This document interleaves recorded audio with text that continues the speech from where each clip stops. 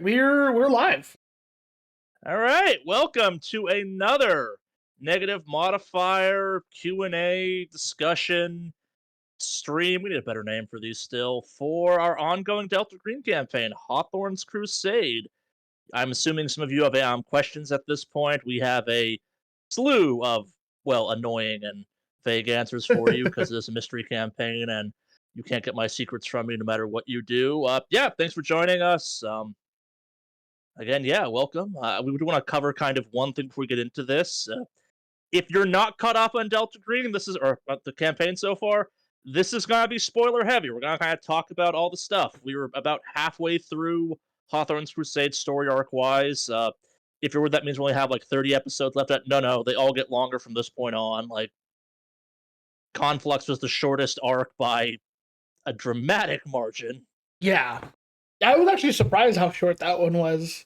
And we'll talk about that in a little bit. Like that could have been probably twice as long, at least at least 2 or 3 episodes longer if you guys had done some other stuff. But as I said, all this is not us kind of revisionist historying or kind of second guessing what was done. This is if you got questions, we may have answers. It's kind of fun to talk about this. And yeah, what happened happened. It's canonical. I'm not going to be here like, if they'd done this, things would have gone better. It might have, but that's not the point of this at all. Like that ruins the fun. Yeah, it's Delta Green. Absolutely right. Chad is 100% right in this. And our names are fun screen, so I kind of spaced on this. But obviously, I'm Charlie. I'm the handler and GM for this, and I'm joined by the rest of the negative modifier Hawthorne's Crusade cast on this. Everyone introduce yourself real quick. Well, I guess I'll start with myself. My name is Alex, but I also go by Foxshot/John. And yeah, that's me. My name is Jad, and I was playing Father Faustus. Rest in peace. Oh yeah, that thing. Spectacles, testicles, wall wash. Hey, look, I was raised Catholic. I gotta pay my respects. Our first canonical Delta Green death, too. For him, it's so lethal. It's our first one, and yeah. It was a rough one. It was rough. Yeah, a little bit of A, a little B. Oh, we've gotten some questions. Oh, sorry, Florence didn't introduce themselves. You're right. You're absolutely right. Yes. Hello, I'm Dylan, and I play Florence. You're not going to see my face this time, but next time I'll get the camera working. He is broadcasting from a secret location along with a F-cell. Yeah. And maybe T-cell. Exactly. He's in the bunker, the infamous bunker you all won't learn about for like 2 more story arcs. Oh, boy. He's broadcasting from the Wendigo episode. Yeah. I am broadcasting from the Wendigo episode. Yeah. We do have a question up already, actually. We do have a question. I was going to answer this maybe as part of... So I do have this answer as kind of part of our discussion for this. We can answer it now, though, if people want. Yeah. I was going to spend some time talking about the time jump that happens at the end of Conflux, because, yes, how much time was going to pass was up to agent choice and what happened, but there was always going to be a time skip of some kind. The smallest amount was 3 or 4 days. The largest amount, if things went real bad, was going to be up to, I think the math worked out to like 2.5 years or something. What? Oh, yeah. There was a sliding scale of exactly how much time was going to get skipped as you all were in the cabin.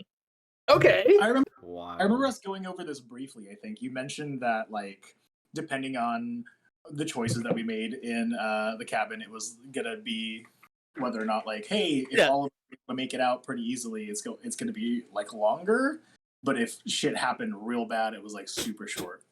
Yeah, basically, if you guys managed to kill yourself really quickly, it was your buddies were going to show up like a week and a half later or something on the mountainside, or maybe one of the bodies would show up, or part of the body. I didn't totally decide that part. It was kind of what happened inside. But yeah, if you got it, basically, it was a month minimum for everyone that survives, plus extra time for everything that happens inside of it. Like, I was actually keeping track in the background. There was a whole kind of gauge that was filling up as you guys were doing things. And so the mechanics of that, the whole willpower drain thing, that was feeding into a set of numbers, and you guys never hit the really bad numbers, but like the two people upstairs, the witch silence and her husband, could wake up, and they actually were good guys. Like they were as much victims of the house as everyone else there was, type of thing. They were kind of being held prisoner, and they were kind of the okay, if you're down to one agent and I want to have someone survive this, they basically push you out the door. Like the moment someone dies, you can leave. It doesn't fix the problem, but the moment someone dies, there's the door's like, oh yeah, I'm done. I got my meal.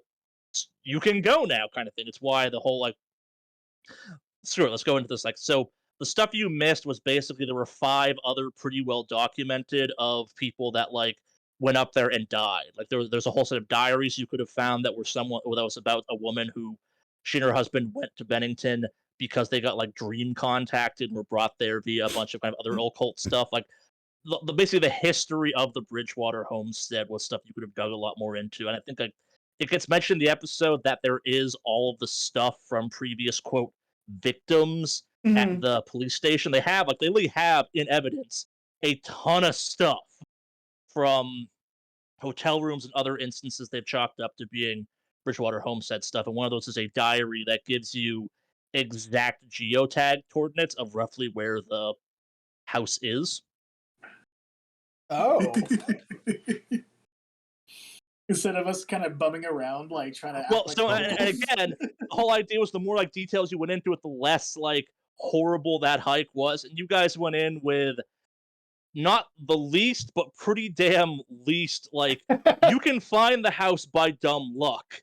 It's gonna take 5 days to get there, though, and I start taking health away for those too, unless you guys brought supplies and stuff like that. Like, the house is trying to get people there. The Bridgewater homestead is hungry and it wants to eat, so eventually people lost in the woods, once they're lost enough, will wind up there.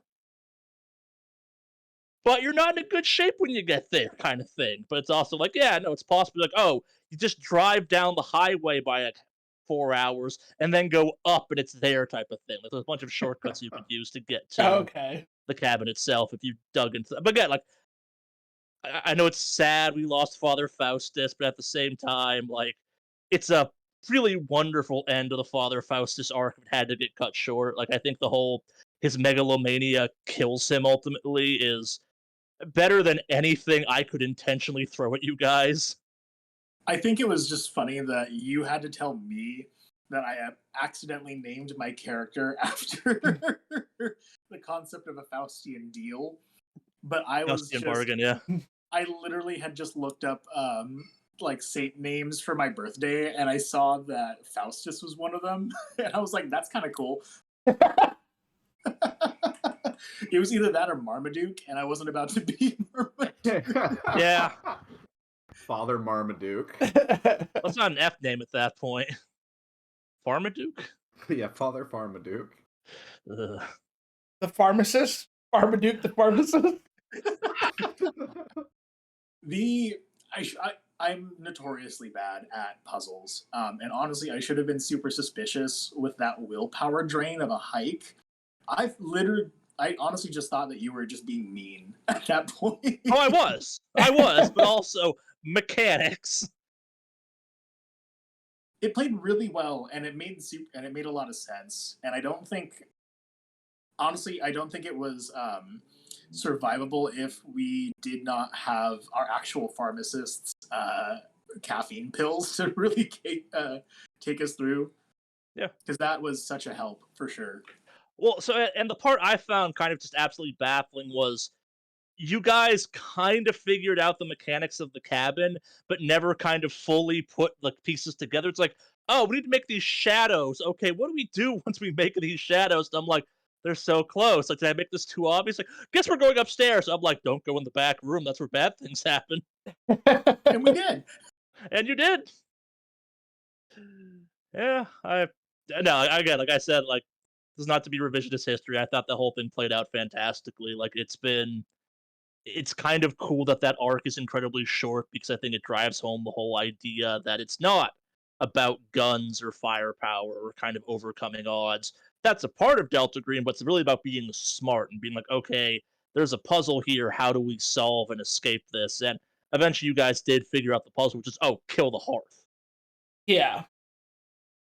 It was such a stark contrast between like the previous campaign with New York, and then like this other like it's like you have the big city, lots of mechanics and everything else with that, and then you have this simple kind of almost straightforward like this is what's going on, figure it out. Yeah, no, let's get into that, I guess. Let's talk about Feast of the Century Club. What I lovingly refer to as the let's play some goddamn Delta Green story arc of this, where if NIMBY is the hi, welcome to Hawthorne's Crusade, we're gonna play some Delta Green. If you don't know what that is, here it is. Feast of the Century Club is me going, okay, we're gonna play some Delta Green now. Yeah. No, Feast of the Century Club was a amazing arc. I thought it was really, really great.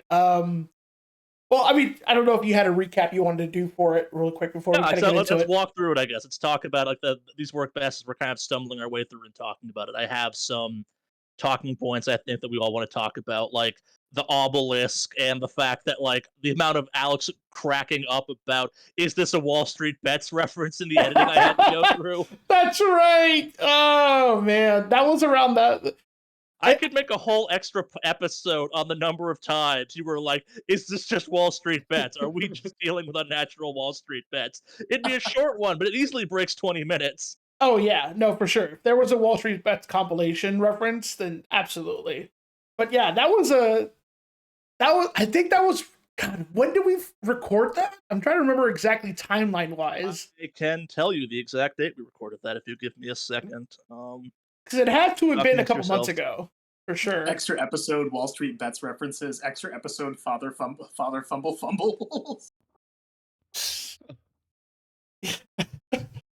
Oh man, yeah, just a compilation of all the bad rolls.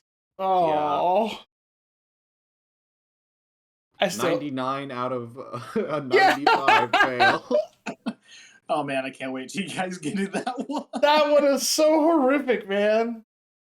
We recorded those back in June. June, yeah. So that was shortly after all. Like, oh no, well, all the big Wall Street drama stuff with like GameStop happened about a year ago. Actually, it was roughly about a year ago. And then a couple months after that, it started to like spike up and was getting weird again. And that's when AMC became a thing.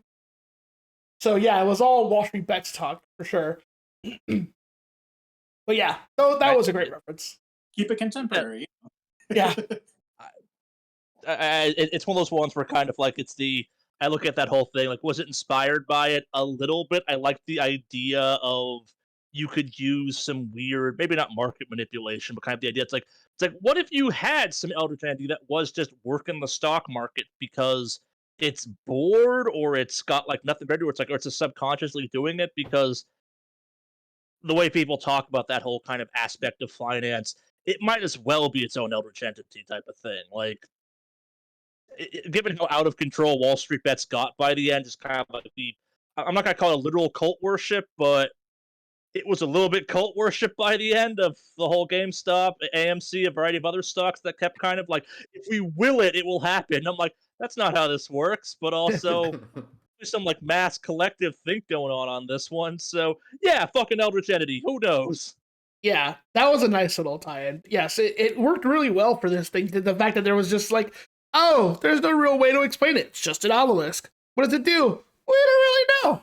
It just, does things. And then everyone else was just so nonchalant about it. Like when we first get introduced to it, I believe everyone else is just so nonchalant and doesn't care about it, even though it's just there. Blatantly there.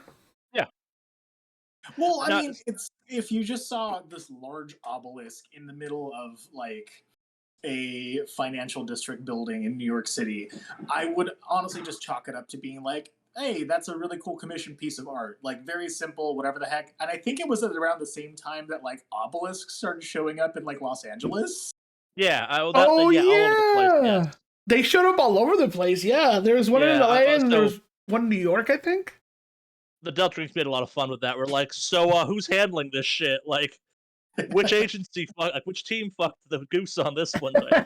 No, so, and to your point, Chad, actually, the obelisk was very much inspired by back when I was doing roadie stuff. It was right at this peak where I was doing a bunch of kind of corporate events that I swear every single like big investment firm that we did installations for had this piece of art where I'm like, are you sure you guys aren't supervillains? Because that's like some supervillain ass art you got there. Like, what exactly does a person, like an abstract concept of a person ripping the obvious still beating heart out of a bull, have to do with finance?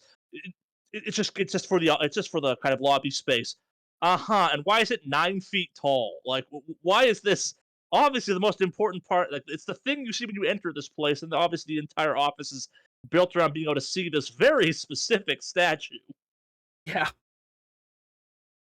Like walking into a building and all of a sudden a Damien Hirst like segmented shark is like right in the middle of the grand entrance. Like, you know what? Super villainy. Like Lex Luthor. Like, all right. The craziest one I saw, which I will probably someday turn into a Delta Green operation, I think it was 36 1-inch slices of glass that, if you looked through them, was just a person.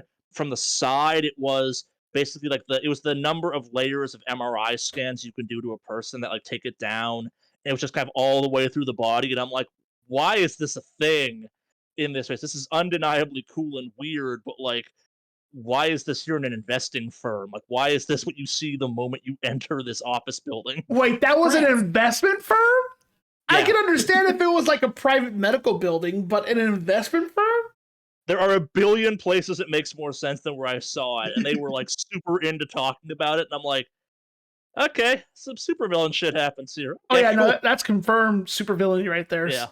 Somewhere in that office is named Hank Scorpio, without a doubt. Yeah. It's where Bryce works.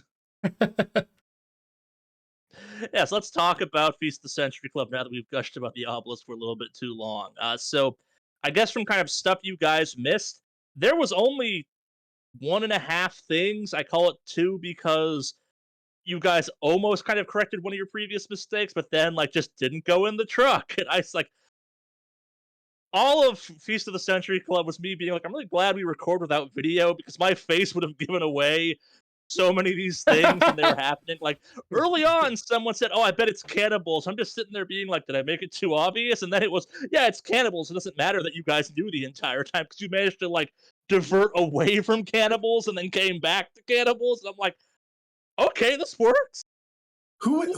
Who was the one who called cannibals? All right. So there were at what point? Alex and Francis. Yeah, at one point during the campaign, I think it was when we got inside that one club the first time. Was it the Century Club? Even before that, like you guys were reviewing, like it was in the initial reviewing of this is what the Century Club is vaguely about. And, like, yes. Either it's a sex club or it's cannibals. And like I'm just sitting there, like I go white, I'm tense. I'm like, oh shit, did I blow this entire operation? Yeah, I was like, no, it's either a sex cult or it's a cannibal cult. It can't be either, or it can't be both. It's one or the other. But I think it was both. Yeah. Yeah, kind of both. Kinda, yeah. More cannibal at the end of the day, but like definitely the implications were there for some eyes wide shut shit. That's true. Yeah, at least with the one guy who brought his own meal. There was like a couple red herrings that I don't think were red hair. Hold up, there was. Again, I'm so awful at puzzles, but like rethinking about that whole experience and just kind of like meeting the one dude who just kept having multiple boyfriends. But we never really questioned why he kept having multiple boyfriends outside of like eating them, Chad. He was eating them. Exactly. I mean, did we ever investigate to see if all of those boyfriends went missing afterwards? Well, that's the great part. You guys established they were all missing, but it was like, that's weird. I'm like, you all were one question away from me being like, yeah, there's a couple like open investigations about this, and like even some parents about like the last one that are super convinced it was this guy that like is somehow involved in their death. I think this campaign or this chapter in particular was really interesting because like there were so many obvious clues, and we're like, oh well, which leaves me convinced that like all those times you see movies where like people are easily hide somewhere, and it's like they're right there, and the guard's like, guess they're gone, and they just take off. We literally played that out. Yeah, no.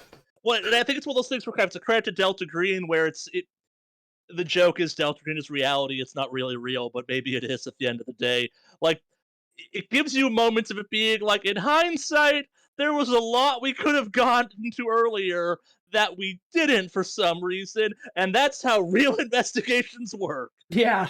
Like, looking back, it's so obvious what was going on. When you were up in it, like, ageless catering, that's way too on the nose. Yeah. Look, in the end, they got what they deserved. Okay. Yep. Yeah, I will say so. I guess just to kind of represent like the whole like when did we realize what it was? I think for me the giveaway point was when you showed us the menu. oh, yeah, no. So let's talk about the menu for a second, or the shopping list, as I called it. That went through so many revisions, and I thought my wife was gonna stab me by the end of it, because I kept being like, is this a food type? Like, I'm like, did you get that I'm talking about people when I say they eat vegan? And she's like, yes, I get it. They're eating vegans. They want like gluten free. They look for someone who's living a gluten free lifestyle to eat the gluten free person. I'm like, okay, cool. I'm trying not to be subtle about this at all, but kind of like, also if you look at it, it's like, okay, yeah, it's just food preferences, I guess, but all of them are kind of either ethnicities or dietary restrictions or whatever you at that point. Like, and the Nightshade one is my favorite because it sounds just ridiculous and it's quite real. It's like, no, I want someone that's doing the Nightshade free lifestyle. I want to eat a person who doesn't eat nightshades. That's what I'm asking for. Yeah, that is a was it macrobiotic people do that. They don't eat nightshade Yeah, vegetables. The No, or when you released that, I was like looking at it and just kind of like thinking to myself, it's like this is super vague. It's specific, but vague enough where it's just like it can really go either way. yeah, But I think it was after like the session after you released that where I was like, this is people. Yeah. So the giveaway specifically for me was when somebody had said they requested Mexican, but Puerto Rican will suffice. And I'm like, those are like, there's a lot of differences between that, like culinary. This is people. Like, this is not culinary, like, oh, food dishes. Because Mexican food dishes and Puerto Rican food dishes have differences. So, like, if you're going Yeah. for one thing and like, this will substitute just fine. No, that's a very specific, like, difference. So, like, after that, I was like, nope, cannibals, they're eating people. yeah. Again, like, those aren't intended to be like intentionally hard. Chad put it perfectly.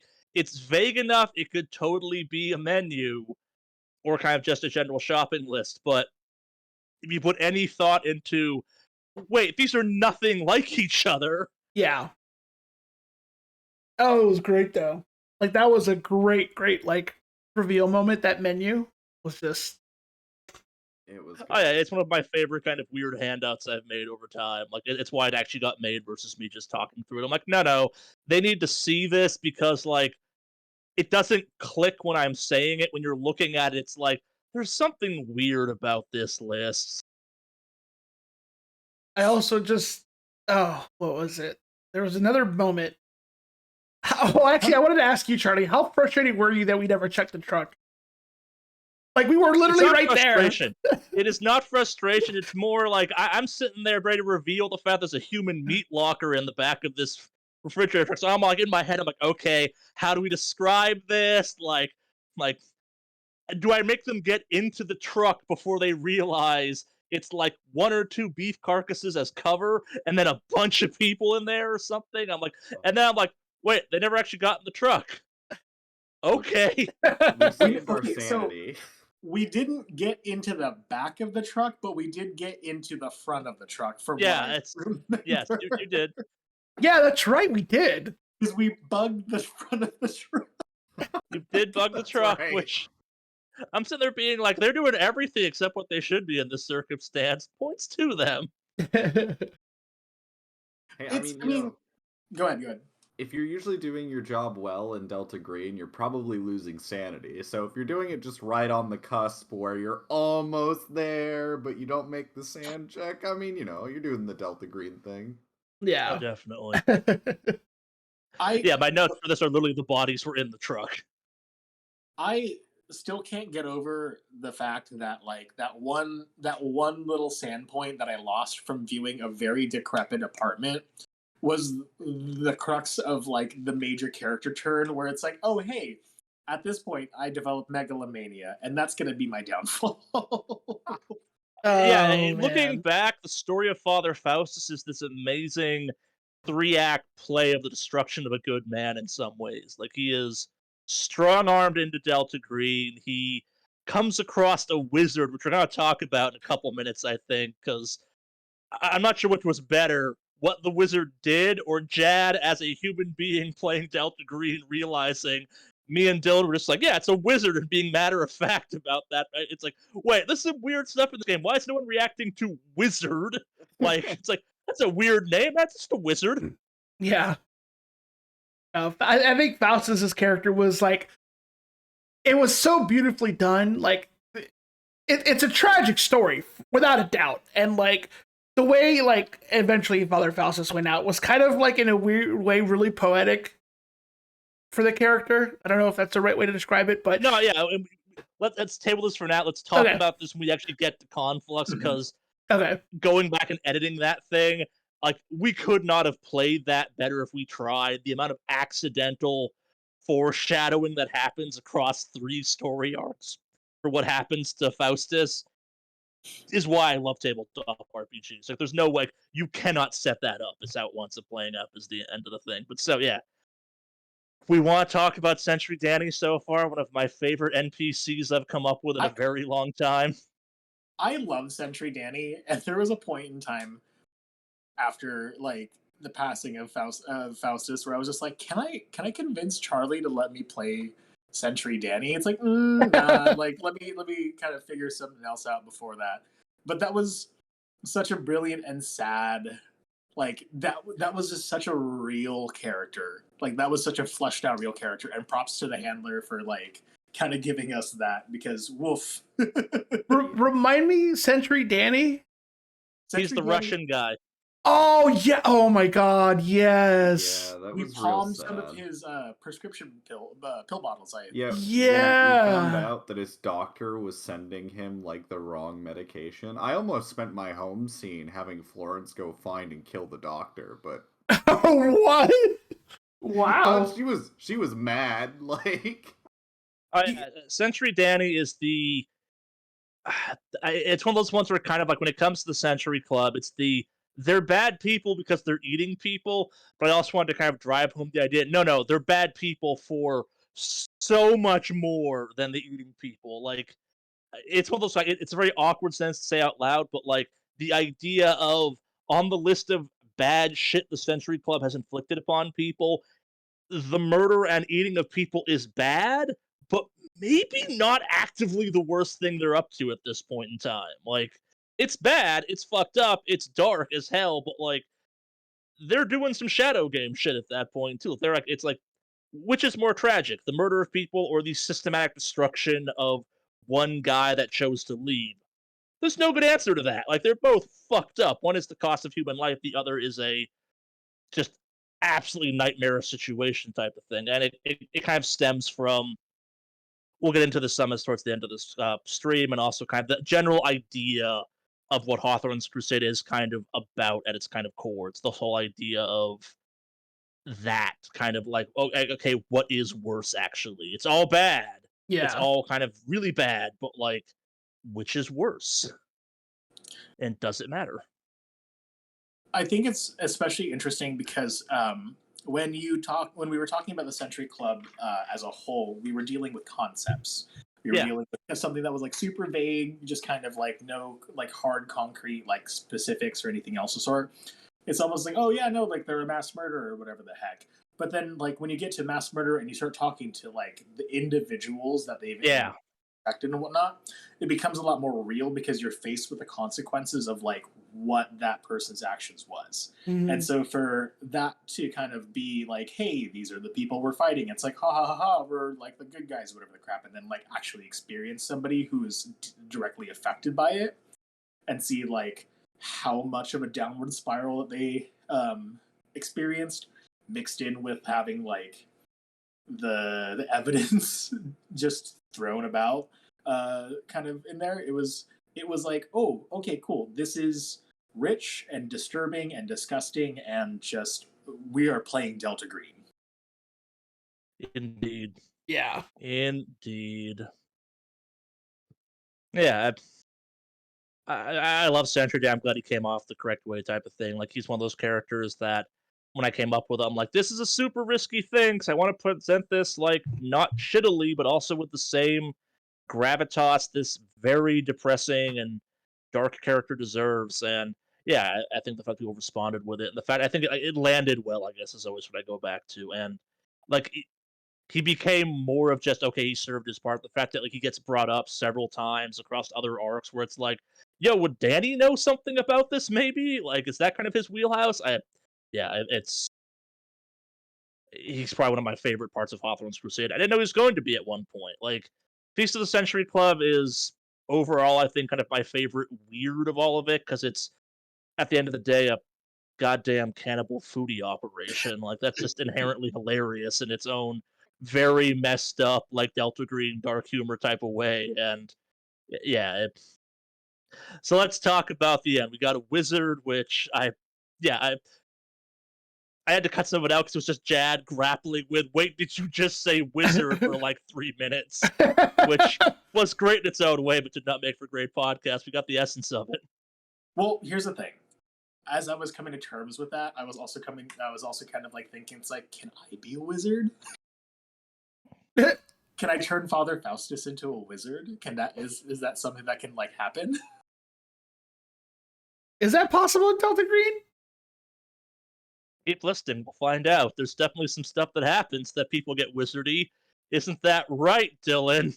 I don't know what you're talking about. That's No one knows what I'm talking complete about. slander. There are no wizards in Delta Green. They're all in M-Epic, which is up in Canada. Yeah, wizards are to be killed to the last. Yeah. I think it was a real like, what's it called? This arc was really impactful for me just because with the introduction, like previously I had like, all right, cool, this is how Delta Green functions. And then the NIMBY arc was like, all right, cool, like let's kind of dip our toes into Delta Green. I think this is where I started thinking about my character and my character's future within like the actual art, within the actual arc, because like we really like dove into the nitty gritty of it and seeing like Florence comparative to Foxtrot as well as Faustus, what a veteran versus green agents look like. That really kind of was just like, all right, what kind of future do I have for my character, and how is that relationship just going to kind of launch from there? And I actually like having that mix in the group too. I think it's one of those ones where even as a veteran player, like it becomes harder and harder to play a quote green Delta Green agent because you have in the back of your brain the correct way to play Delta Green, if you will. It's lots of weird questions and leading answers and stuff. But like, yeah, I think it definitely makes things more interesting when you have someone who's not really familiar with Delta Green as like the mechanics of it, but kind of the implementation of Delta Green. It's still relatively fresh to you at that point in time. You kind of get to see that okay, here's Dylan who really knows what the fuck is going on in Delta Green versus you, and it comes across in the characters in a very cool way, if that makes any sense. And I think he does a great job of showing that where like, yeah, you have Dylan just being, it's a wizard, get over it. We need clean rooms, we need resin, we need ricin, we need flamethrowers, don't burn the house down. And then you have Faustus being like, maybe it's not all bad. And you have Florence being, it's bad, it's always bad. Yeah. Bad, we have rice and we're about to gas a bunch of people. It's bad. Yeah. We want to talk about the nerve gas real quick. Oh yeah, Sure. our dissension into domestic terrorism. Yeah. So one of the kind of themes I think a lot of people, when they talk about Delta Green, tend to smooth over is the whole idea that you're not the good guys. You're just the less worse guys. Maybe at the end of the day, like in a perfect world, Delta Green does not exist, and what Delta Green does is super messed up. And yes, Delta Green is in this case killing a bunch of cannibals that are cult worshippers that may or may not be worshiping Shub-Niggurath to do something to some end. But they also gas bombed some people, and that shouldn't be something that you're like, heroism! Yeah, what we did was incredibly fucked up. Yeah.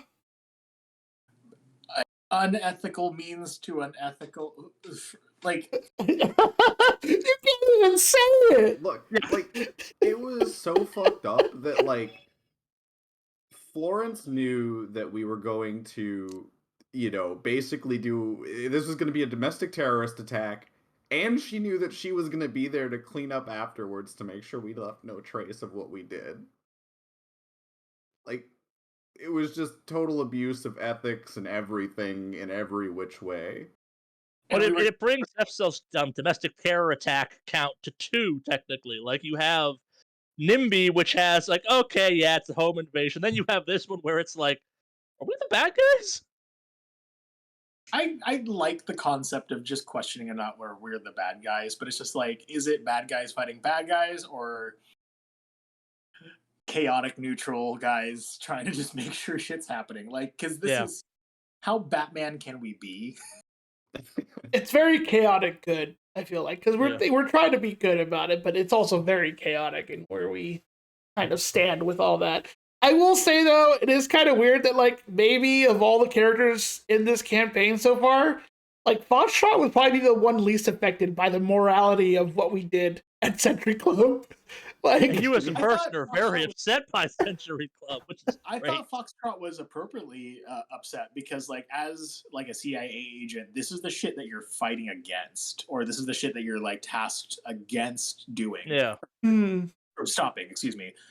But now you're actually doing it to U.S. citizens, so it's that kind of disconnect worked for me. yeah, that was.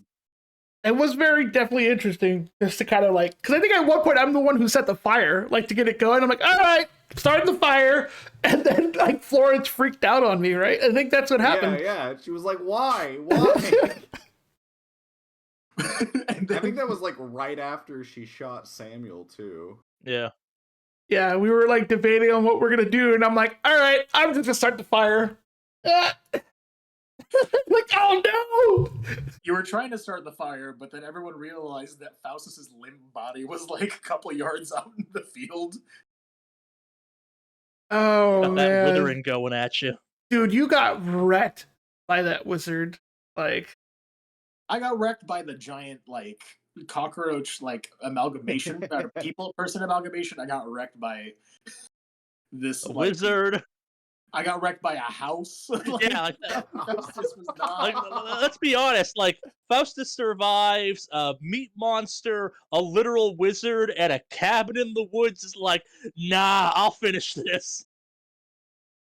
which is sad if you think about it, because Faustus was the one person in this campaign who's like doing good in their life before like Delta Green. Like, I was still doing shady shit with the Are CIA. you implying Delta Green might be out there to ruin someone's life by accident? It absolutely ruined his life.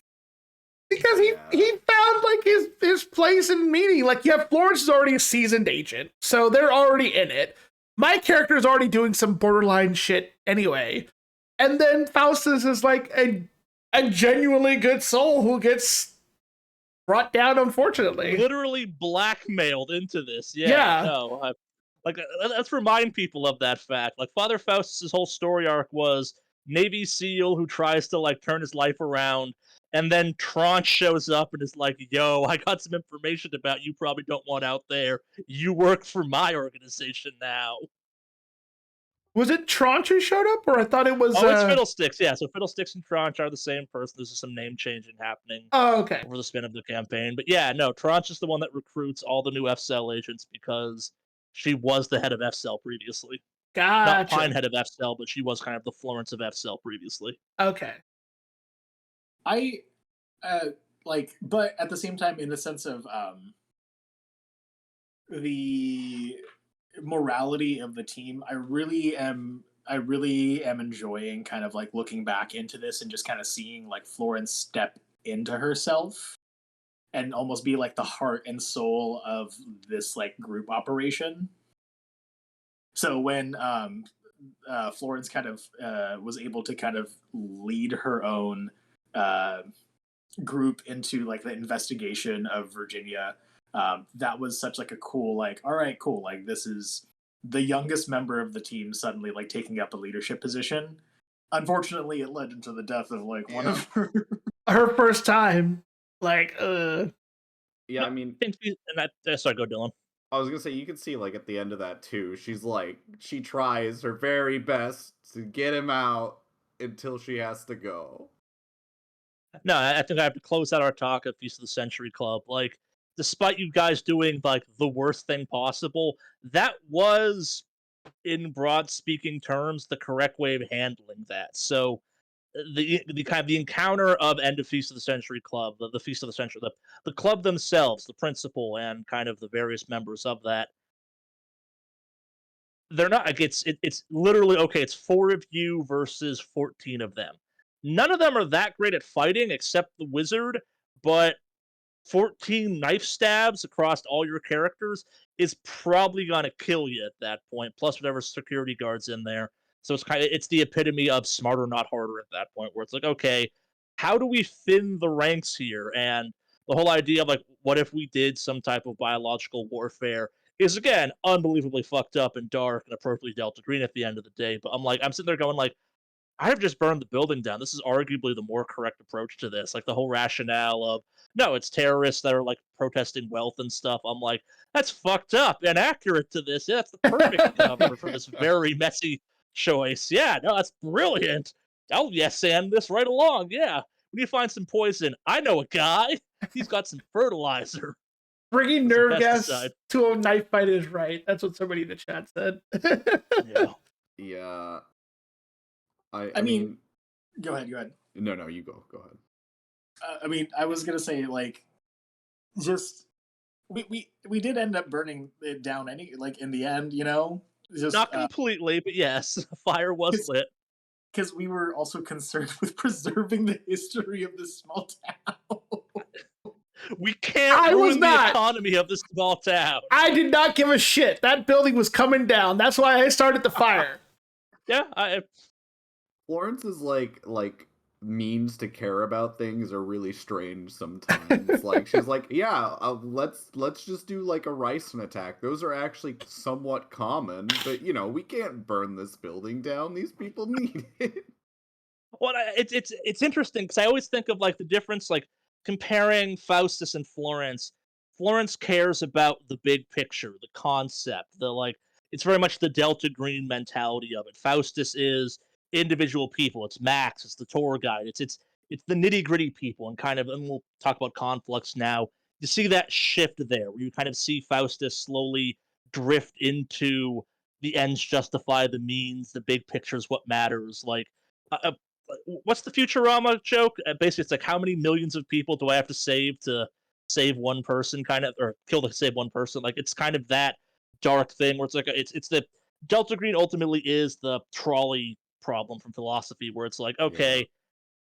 what's the sacrifice in some ways? And no, it's one of those things where kind of I always approach, and when I think of how Florence is interacting with stuff, it's very much the kind of as someone who played Tranche for a while, whose whole character was this very dark arithmetic, was what I referred to it as, where she works for the IRS, she balances the books, and her whole mindset literally is like, what's the least like what's the most precise thing I can do, regardless of severity, that saves or fixes the most problems, type of thing. Like Hmm.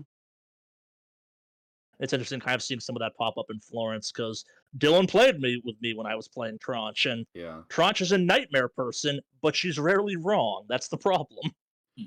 Yeah. Later on in the next couple of arcs, we'll also get to learn a bit more about Florence's idea of the ends justify the means. Yeah.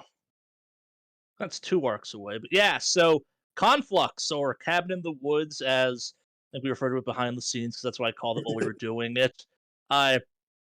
So before we kind of dive into this one, does anyone have a guess as to what the big bad, or what kind of the big eldritch entity behind Hawthorne's Crusade is, or what the name Hawthorne's Crusade might be a reference to? Because it starts kind of popping up in a more major way in this arc. No, it's okay. It's I think it's more blatant, kind of 1 or 2 more arcs, but like this is the one where I'm like, okay, let's start throwing in some stuff here to see if people can guess it and see how it affects people's kind of approaches to stuff. Like I My said, I'm terrible I'm terrible at puzzles. Oh yeah, it's My guess is that it's a subset group of Delta Green agents who are super disgruntled involved in all this, like people who had specialties before. Because remember back in, I forget what campaign it was, we had an agent who a former agent who was tracking us for a while, and then they just kind of disappeared. That was a thing for a while, right? Am I crazy? Where? well, you Was have it- was Finch. So you have Mr. Finch in the next arc. Like that's a yeah. Mr. Finch shows up in early Ooh. on in what's it called?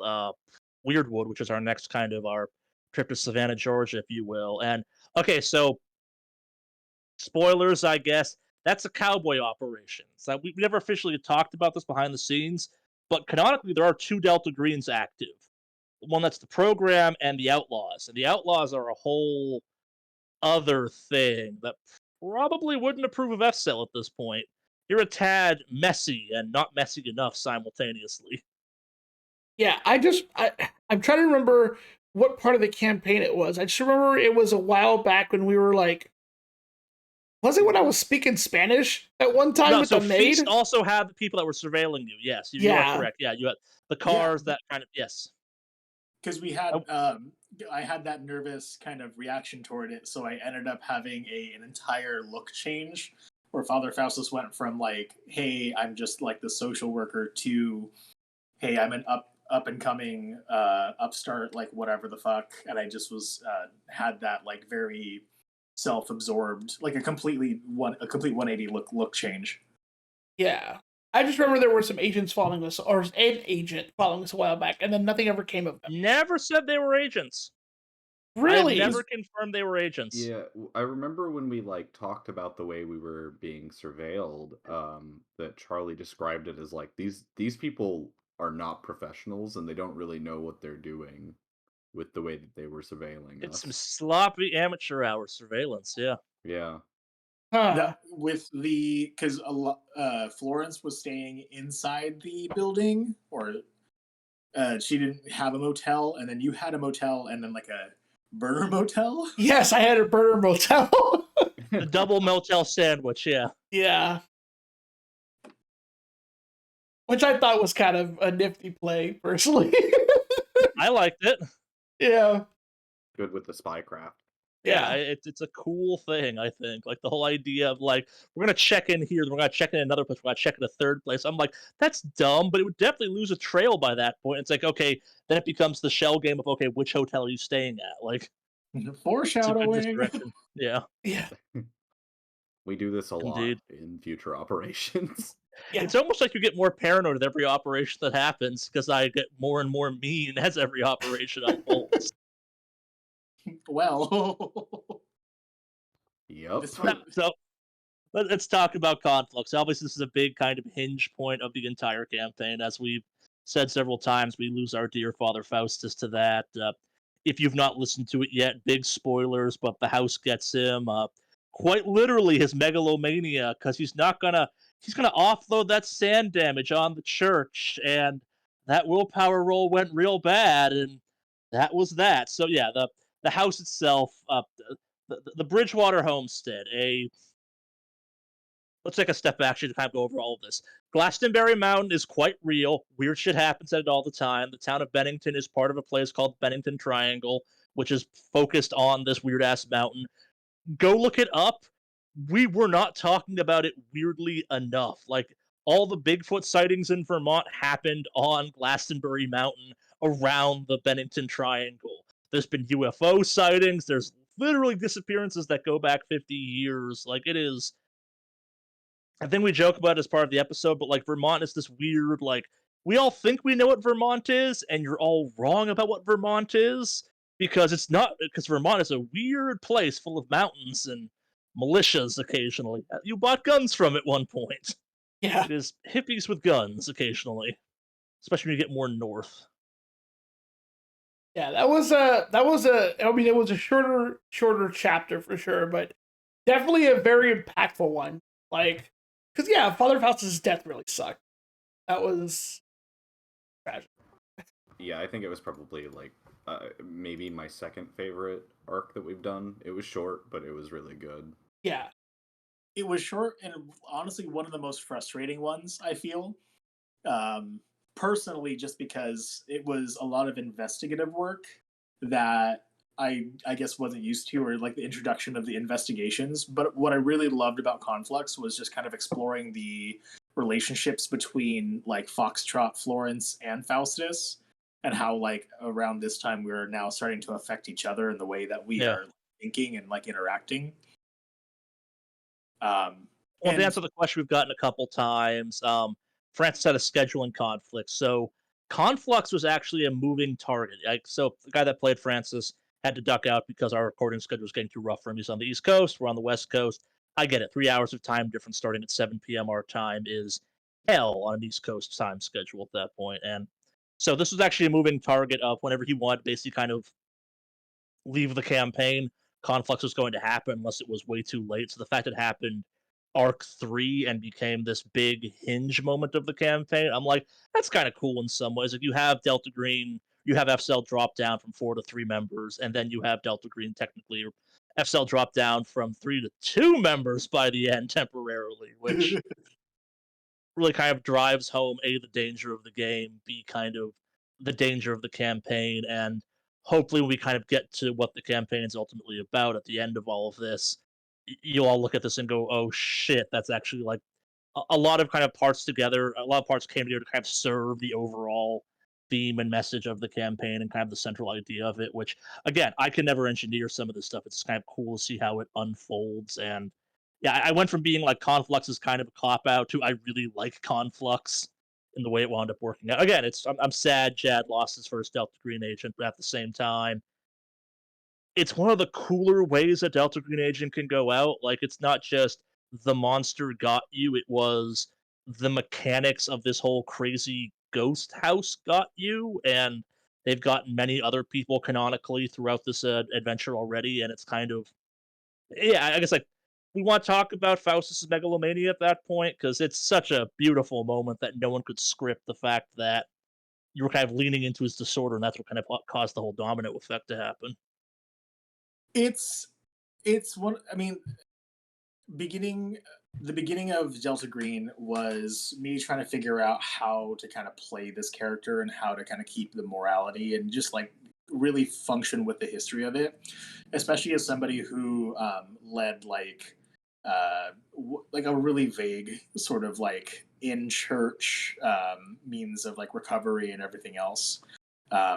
To then kind of being in Conflux and trying to figure out how to marry the two uh, lifestyles, or like kind of marry the two kind of lives that he's living, and slowly degrading that like the one bond that I have with the church. I think it was like one or two. I couldn't remember off the top of my head, um, but once, and I really kind of framed it off of this when I picked up the disorder. Once Faustus had dealt with a actual wizard who called upon gods that answered that wizard immediately, as opposed to him having to deal with multiple people and multiple recoveries where they would like look for hope and not have an immediate response. I think that's kind of what I based it out of, because I was looking at like the options that I had in front of me for the disorders, and nothing was really working thematically or story wise for how I wanted to portray Faustus. So when Megalomania kind of kicked in, I was just like, okay, cool. Like, what if Faustus just kind of starts questioning his faith, which is like central to his character? And then kind of how does it go from there? And so Megalomania, I think, was be so great because you have a man of the cloth who is now putting himself before uh, his maker. And I think kind of one of the cool ideas that we played around with Faustus some was this whole idea of he's the only good guy on the team. Like he's on the team not really willingly, and the moment he finally puts himself ahead of everyone else or kind of is selfish, it literally kills him. Like I said, kind of I was alluding to when we started talking about this. You get to watch, kind of looking back, you get to watch Nimby, a good man, kind of forced into, or a man trying to improve himself at least, forced into a bad situation he's no way prepared for.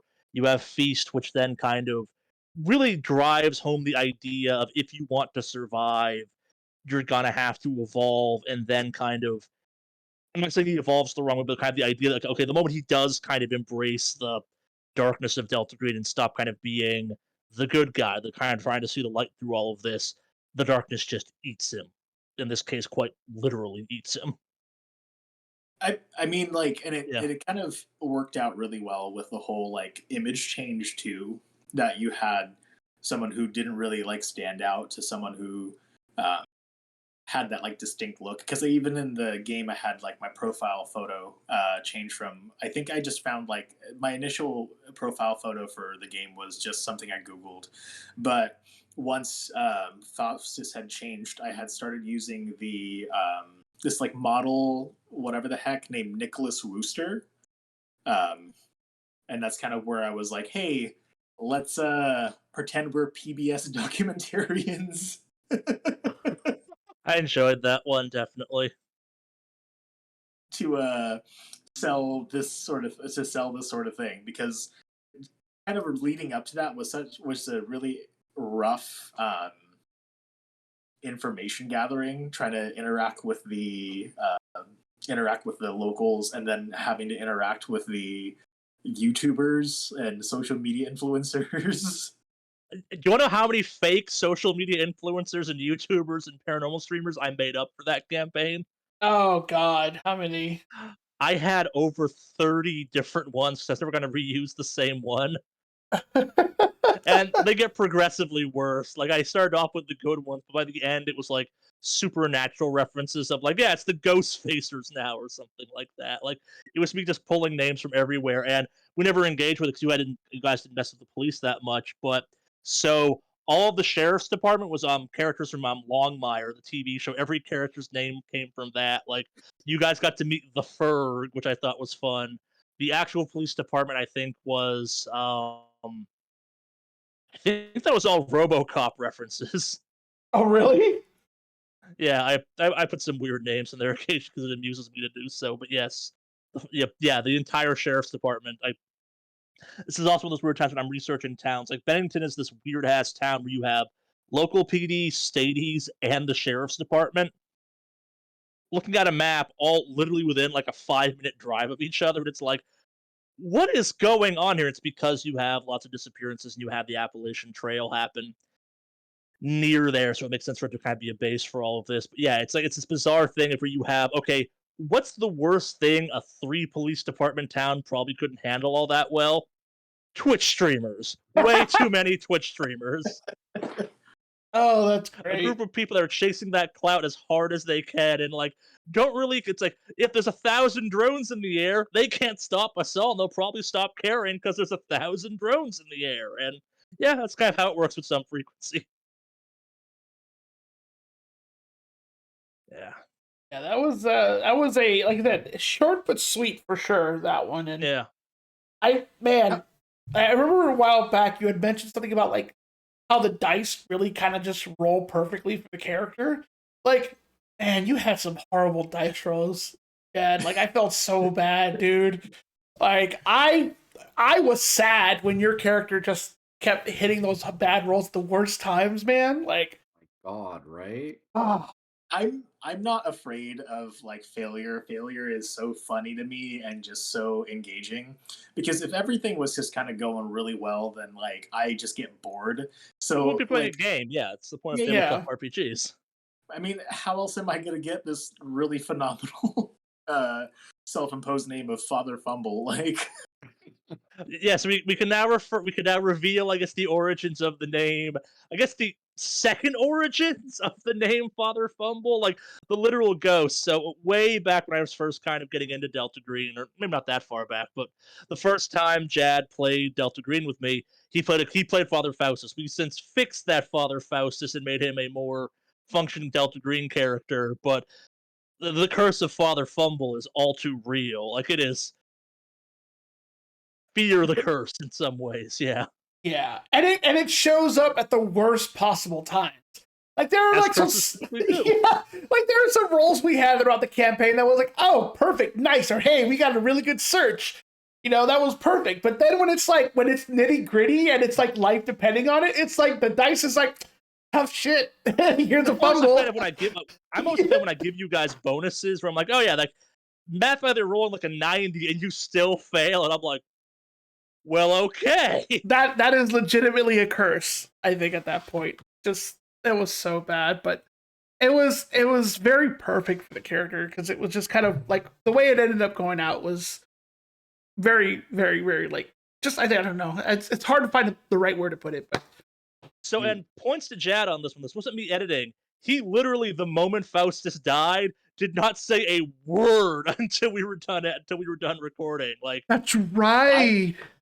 I put myself on mute yeah, because I was just reacting in the background that entire time, just because I was just like, okay, cool, I'm a ghost, I can't really chime in and whatnot, and I just want to know like what's going on. So I literally had put my mic on mute, and I was just I was absolutely enthralled by what was happening. Like if I would probably have been such a distraction because when Florence was trying to drag my body out of the cabin, I was losing my shit. It was so sad. It She was. didn't want to let go. Oh man.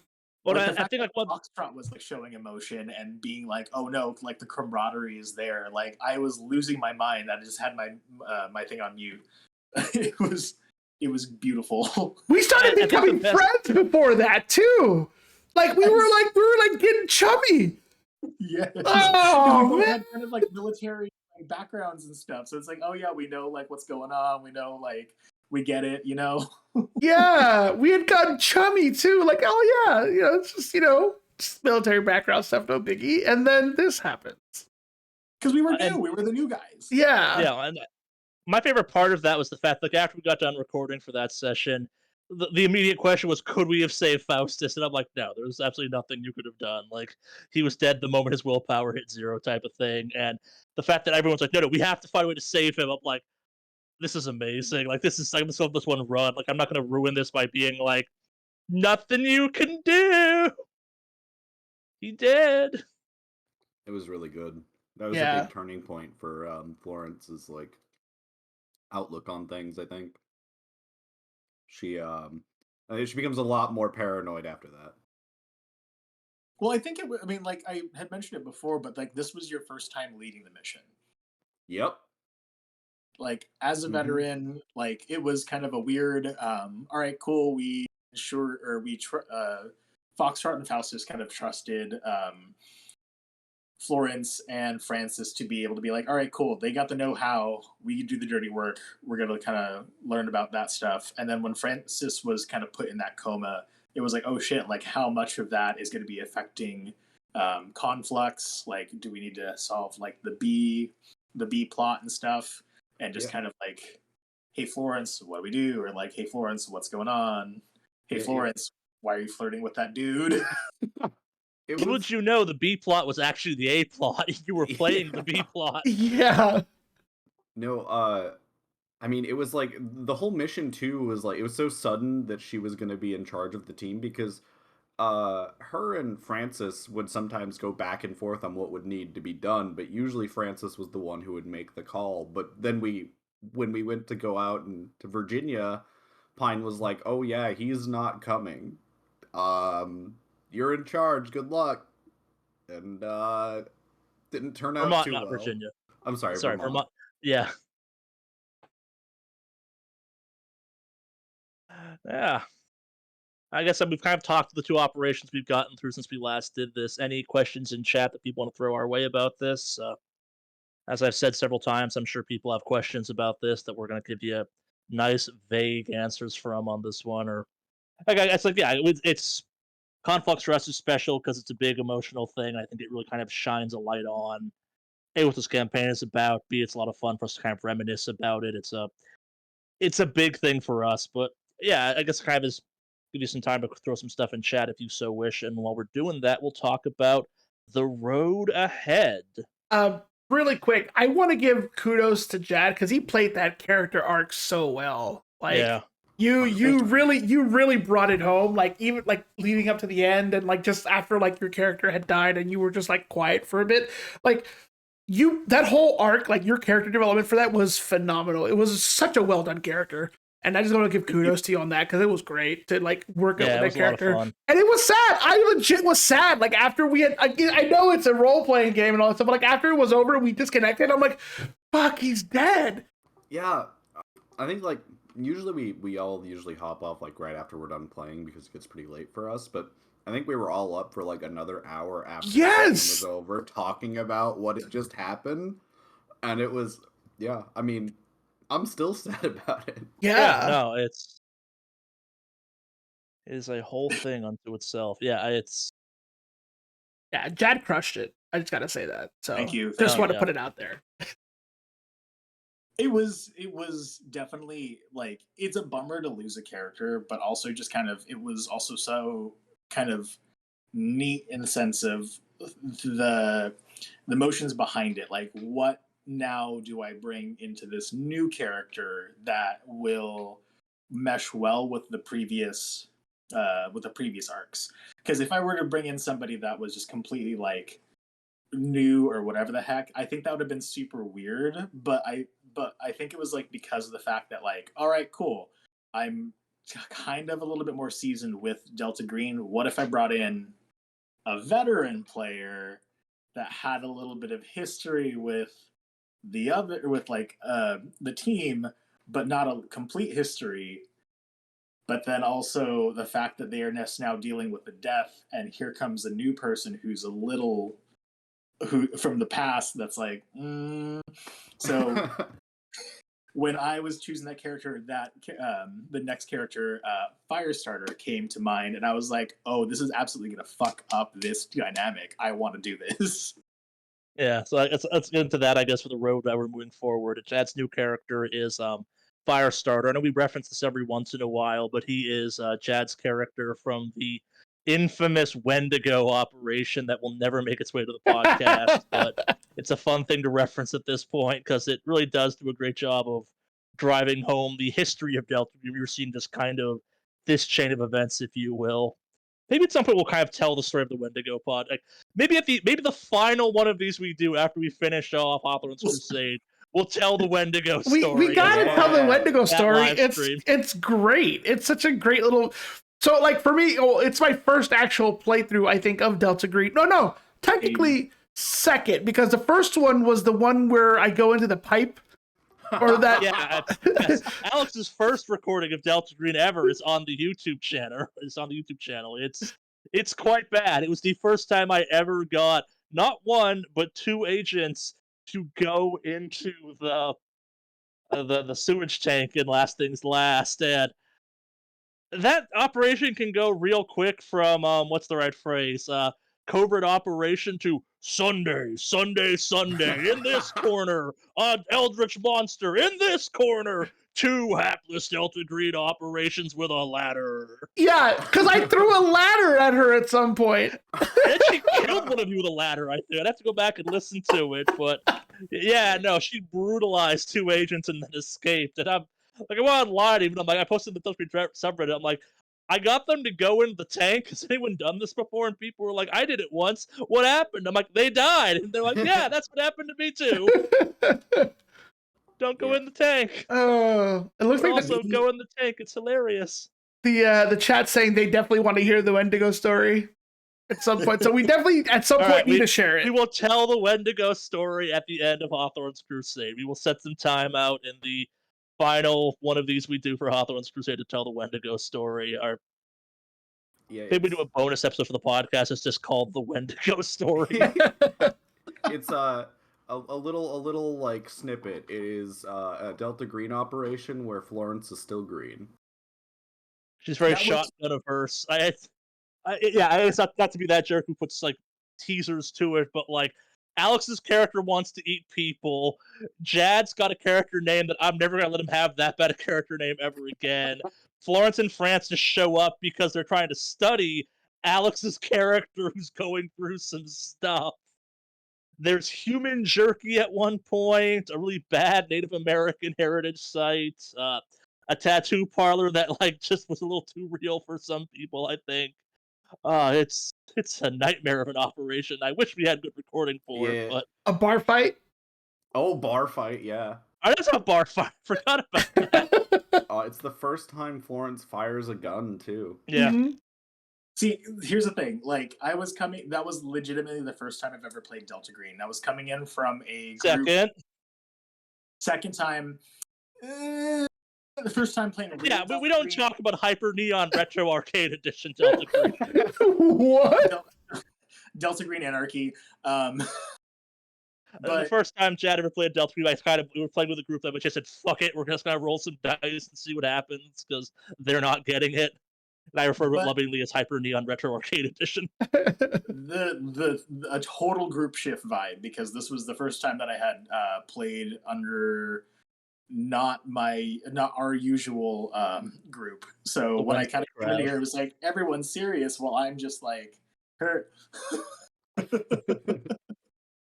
Your character was named after a McDonald's secret item menu, or menu item. That's right.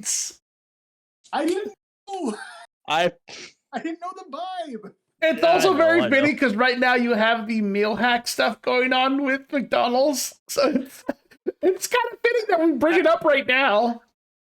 As always, Negative Modifier behind the scenes has nothing but the best timing. Like, we didn't talk about this, but I have a note to mention it. When Conflux, no, not Conflux, when Pizza the Century Club came out, Uber Eats was running a, like, cannibalistic meat delivery service. It wasn't really who it was like. It was to promote, like, the vegan steak and stuff like that. But, like, the day the episode goes up, I text Alex a picture of, like, yo, you can get this off Uber Eats right now. That's right. It was the same dudes who do the water. What's that, like, heavy metal water company? Liquid Death, yeah. Liquid Death. They're the ones that did the cannibalistic vegan diner or whatever.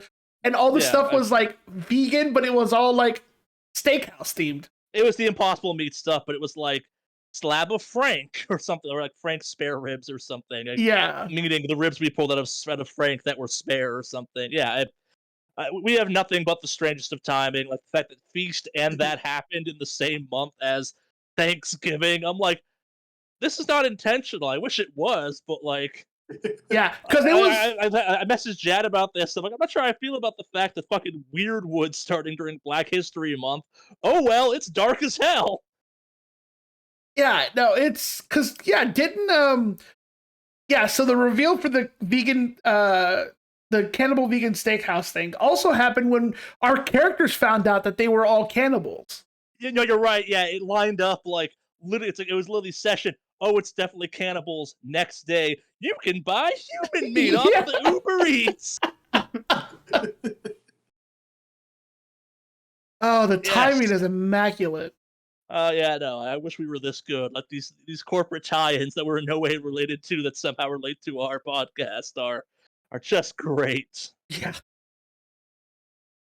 We're coming up on an hour and a half at this point, so let's talk about the road ahead. We are bound for Savannah, Georgia for Operation Weirdwood. If you ever wondered what a cowboy operation in Delta Green is like, this is some good old-fashioned Delta Green. None of this highfalutin fancy program Delta Green.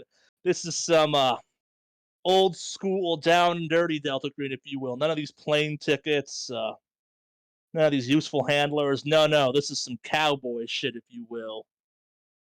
Some outlaw style, if you will. Yeah, and this, but yes, this is my character's first exposure to that, because I think the other two characters have dealt with cowboy campaigns before, haven't they?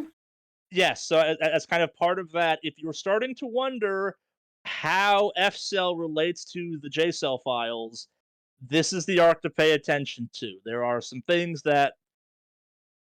There is a canonical, kind of as part of this trilogy of Delta Green stuff we're doing right now, there is a third season. It will tie J-Cell to F-Cell.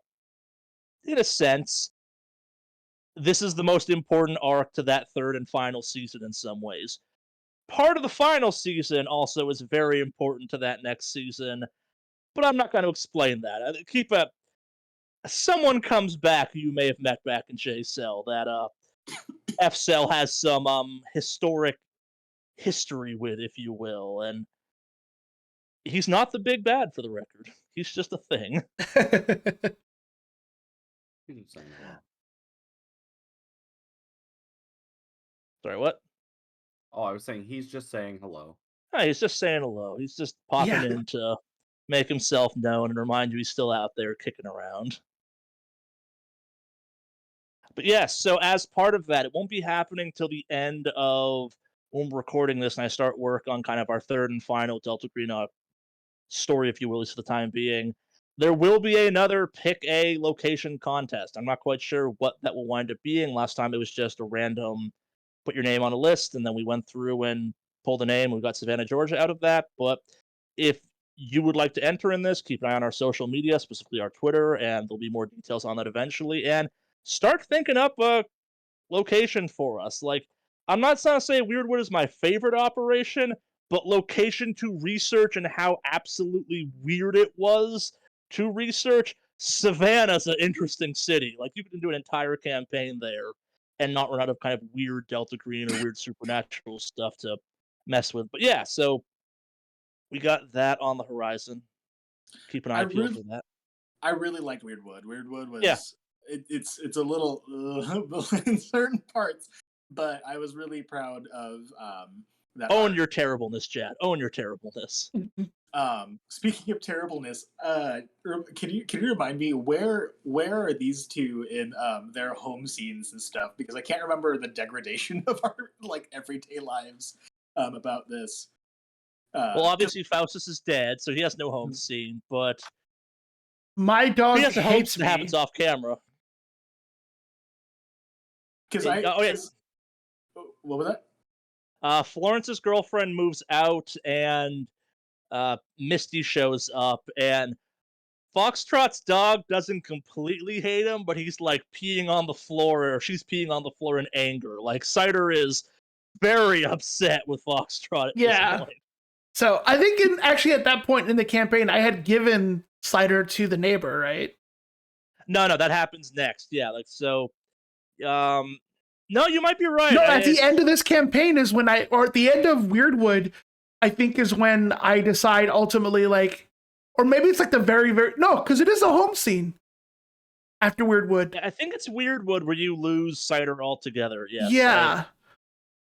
And so the neighbor has Cider. It might be very early into the next campaign, but I know like it's not anything that's like super spoilerific. Well, she's watching her for you. Yeah, like, but at one point I think Conflux was the one that you managed to mess up your bond with Cider more by trying to bond with your new neighbor, which was like a net sum of negative at that point. It made the bond worse and also failed to establish a new bond. But yeah, we're getting ahead of ourselves on that one. Because I was gonna say, like, with the degradation of your bond with your dog, which I was just like, how in the world? But I was absolutely fucked up with how Florence was just terrible at keeping relationships. Because this entire time is, I'm just gonna project onto this person. I'm just gonna project on my mom. I'm just gonna project on whatever the heck. Yeah. Like... Florence is not good at anything to do with interpersonal relationships. And we've gotten several requests for, like, I want to see more of that, like, degrading relationship play out. Here you go! You asked for it. I kept saying it's coming at the end of Conflux. Like, just be a little bit patient.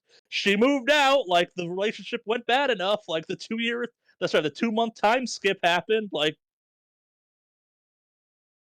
and we don't just fix that. It's a thing for the rest of the campaign. 100%. Yep. Yeah. That's right. Yeah. That was the side story, or that was the B story that I was like super invested in, because I was like, why is she this messy? People are complicated. Yeah.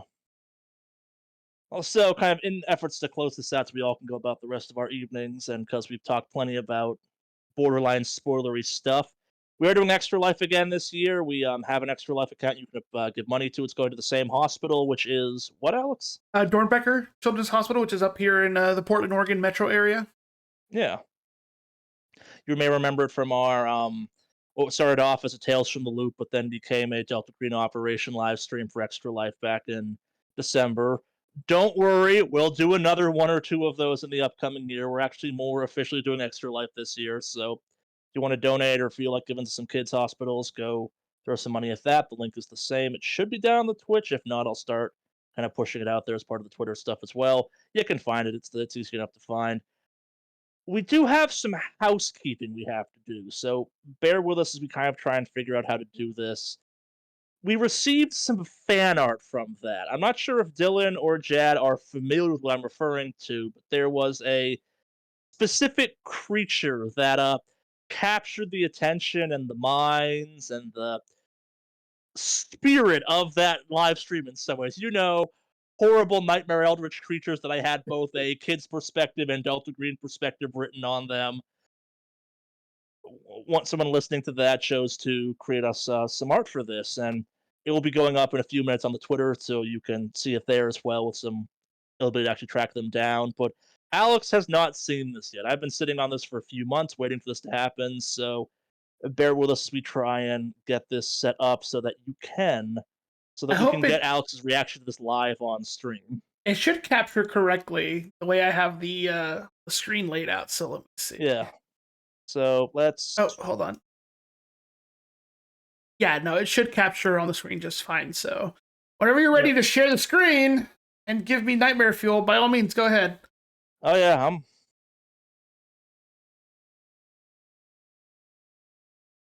It shifted the names over slightly, but do I have to hit watch stream? Yeah, I do have to hit watch stream. Yeah. Oh, that's. Oh, I love it. No. Oh, it gets worse. Oh, fuck that one. No. No, that one's way more horrific. Hey, Alex, it's looking at you. Closing that shit out right. Looking at you. Who is she? I love her. Him. Whoever. Oh, that's so. It's got antlers. I think that makes it a buck technically. Oh, that's. I don't know what it. That one's like. That one bothers the fuck out of me. Oh. I love it. All right, I'm done watching. I'm jealous. I want to have. I would love to be covered in eyes. I have little like weird chill grips in my spine right now after looking at that. Oh god. If you want to go watch, the moment that the steer was described is over on the Twitch as well. Like, you can go watch that clip. It's 8 minutes long of Alex just slowly melting down. The description alone. Alex, does this match what you were picturing, more or less? Kinda, yeah. I'm really glad they didn't do the hollowed out eyes thing like of a dead one, because that one. I think when you mentioned that, like, every single eyeball had like a socket, so technically it would get hollowed out. It would just. But when they die and the antlers dry out when they fall off, the eye sockets hollow out at that point. Yeah, of course, eyes decay. That's simple science at that point. God, that made me. Yeah, I failed my sanity check. Sure, that is a real life stun lock. Yeah, especially if you want to see a real life Delta Green sand check happen, like it happens. Yeah, we catch it. We have it on stream. It's great. That hurt to look at. I like literally my spine is tense right now from looking at that. Like it's hard to describe. Like it's not like hard like press, but like it feels like there's something gripping my spine, and it feels so awful right now. Oh, thank you for sending that in. I appreciate you. What's their handle? They are the Demon Skunk, and they're on Twitter in a couple of minutes. It will all be up there for people to find easily. I figured that was the easiest way to get that out them. But yeah, you can find them at Demon Skunk on Twitter and a bunch of other places under that same name. Links to all their stuff in the Twitter post. That'll happen shortly. So yeah, no, I wanted to make sure Alex got to see this raw before it got ruined for him by the internet. Like, I've been sitting here with a folder being like, yes, my pretties, yes, soon your time will come. Well, I don't have the context of this nightmare, but I love it. Things covered in eyeballs is just so good. We had, I guess, just to kind of give you context for it, it was during the Extra Life campaign when somebody activated. Actually, no, it was my guildmate who activated it. Now that I think about it, from WoW. So what started off as a fun, carefree, childhood, whimsical story of mild eldritch horror and Tales from the Loop took a hard turn into Delta Green territory when someone donated enough money to cause that transformation to happen. And we're going way off topic at this point, but I literally have 2 descriptions of every monster I came up with. One, the Delta Green version, the other through the eyes of a child, where it's like, no, it's weird, but like you're young, you're stupid, you won't understand the eldritch monstrosity that has a deer with antlers that have eyes all over them. Like as a kid, you'd be like, oh, that's kind of strange and a little bit gross. As an adult, you're like, you need to kill that deer. Yeah. That No, it deer has to was. die. I legit had like a was it how long was that video? Like an 8-minute The clip's stun 8 lock? minutes long. Like I got bored of that watching you freak out about It was an too. 8-minute stun lock of just me like feeling awful about imagining that in my head. So yeah. Go watch that stream. It's actually a lot of fun. We raised a bunch of money for that. We're hoping to do that again this year, so we're doing Extra Life again.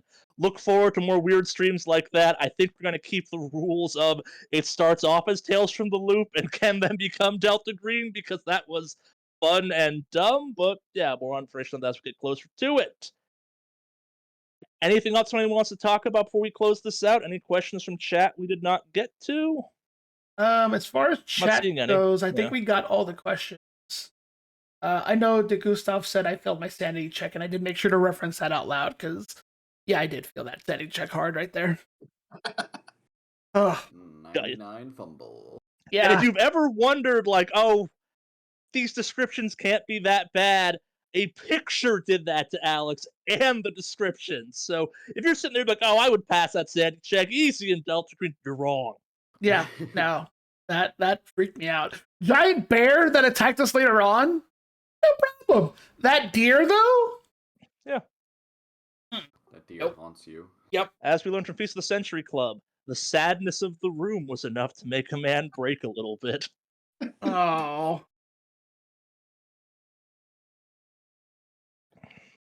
But yeah, that's gonna do it for this stream. I think we aren't any kind of last minute questions coming in. Does not appear we do. But yeah, thanks for listening. The podcast has grown, I think, faster than I thought it was going to. It's absolutely baffling how many people are listening to this Nightmare Fuel on a weekly basis. And thank you for doing that. Yeah. Yeah. And Thanks a lot. somebody in the chat said, yeah, you know that bear wants you dead. You don't know what the deer are up to. It's true. Accurate. Yeah, that's 100% accurate. Why is it just looking at you like that? With Yeah. all those eyes. Yeah, no, Charlie said that I think at some point during the thing. Like, it's just staring at you. With all of its eyes. You know, the eyes on its antlers. It's just making sure you're not a threat. I not to go totally off topic, and from an evolutionary standpoint, imagine how useful antler eyes would be to a deer. Like, that's some 360 bubble vision at that point. You'd never worry about a predator ever again. Imagine if the antlers were like flexible though, so that it was able to like look at you. No. So instead of it being like a hard Chad, we have another Extra Life stream coming up in the future. Do not ruin my sequel ideas. No, come Yeah, the back. exact quote was, and then its antler blinks.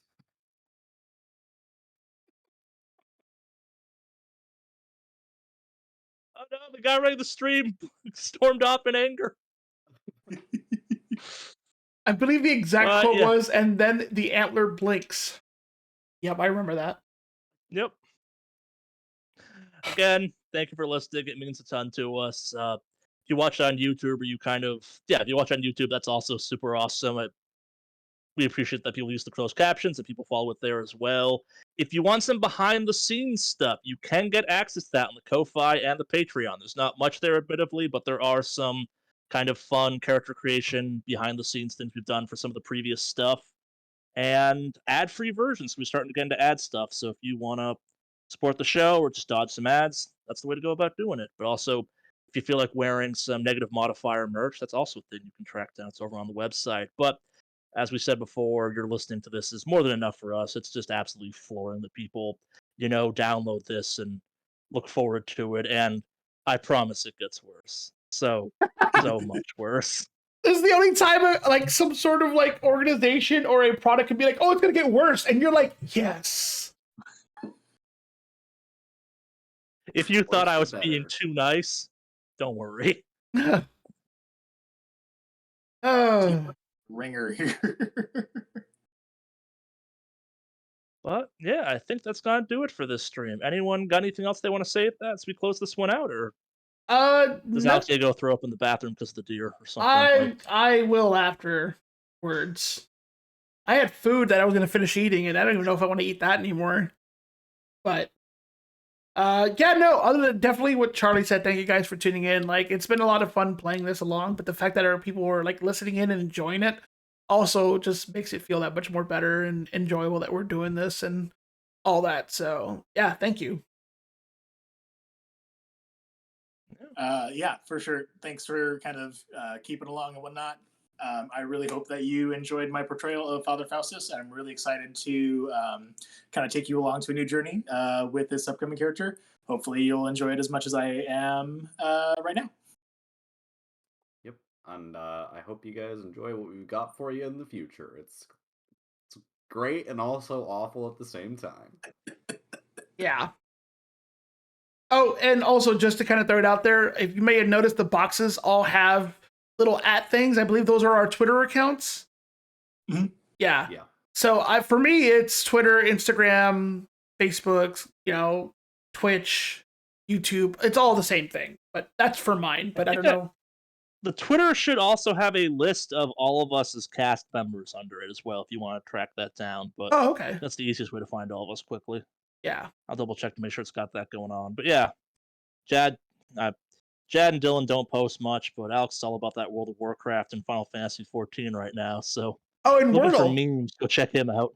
Wordle. Speaking of today's Wordle, I'm punching air right now because I'm super pissed at that one. Got you. Oh, dude, you should see.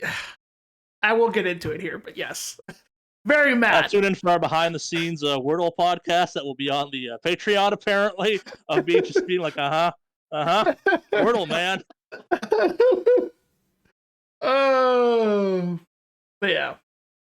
But yeah, those are our social medias, and of course, we have our website, which points you to all the fun links. We've got, I think it points us to the podcast links, the Twitter account, YouTube, and all that. It was anything you might want to know about us, you can find off of the website. Yeah. Yep, and that's right down here below. It's negativemodifier.com.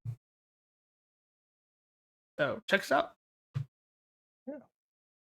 Take us out, Alex. All right, that's it. See you guys next time. Bye, everyone. Bye.